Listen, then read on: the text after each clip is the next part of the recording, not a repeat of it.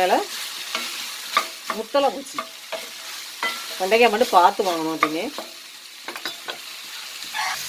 வெண்டைக்காய் புளிக்குழம்புக்கும் சரி பொரியலுக்கு வாங்கும்போதும் அந்த நுனி பகுதியை ஒடிச்சு பார்த்து வாங்கணும். அப்போ நமக்கு வந்து நல்லா வந்து எல்லா வெண்டைக்கும் வாங்க வெண்டைக்காய் யூஸ் ஆகும். எல்லாம் பாதி வெண்டைக்காய் இவங்களாம் கீழே தான் போடணும். இல்லை 1/2 கிலோ வெண்டைக்காய் வாங்கினதில்லை 200 கிராம் வெண்டைக்காய் கீழே தான் போட்டுருக்கேன். பயங்கர முத்தல்.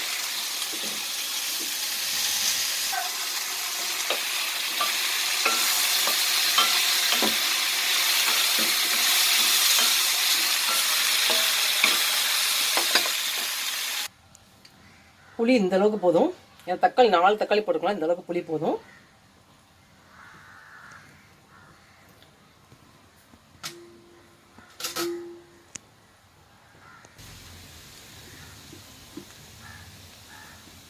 மல்லிப்பொடி,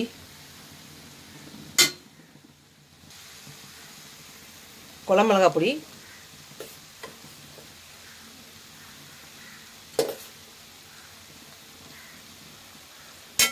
குழம்பு பொடி 2.25 ஸ்பூன் போட்டிருக்கேன்.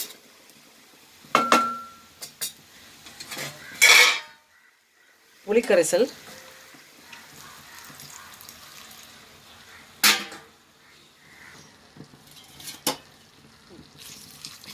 தண்ணி சேர்த்துக்கலாம்.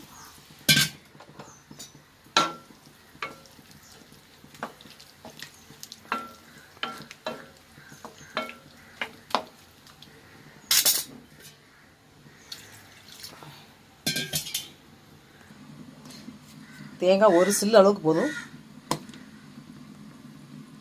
வெண்டைக்காய் புளிக்குழம்பு தேங்காய் ரொம்ப போடக்கூடாது. எந்த புளிக்குழம்புக்கும் வத்த குழம்புக்கும் தேங்காய் ரொம்ப சேர்க்காம தான் டேஸ்ட் நல்லா இருக்கும் குழம்பு. குழம்பு மிளகாத்தூள், மல்லித்தூள் போட்டு புளிக்கரைசல் போட்டு குழம்பு கொதிச்சிட்டு இருக்கு. இப்போ தேங்காய் அரைச்சி ஊற்ற வேண்டியதான். தேங்காய் அந்தளவுக்கு கம்மியாக ஊற்றுறமோ அந்தளவுக்கு டேஸ்ட் நல்லாயிருக்கும். அதில் ஒரு சில அளவுக்கு தான் தேங்காய் எடுத்துருக்கேன், அரைச்சி ஊற்ற போகிறேன். தேங்காய் அரைச்சி வச்சு சேர்த்துக்கலாம்.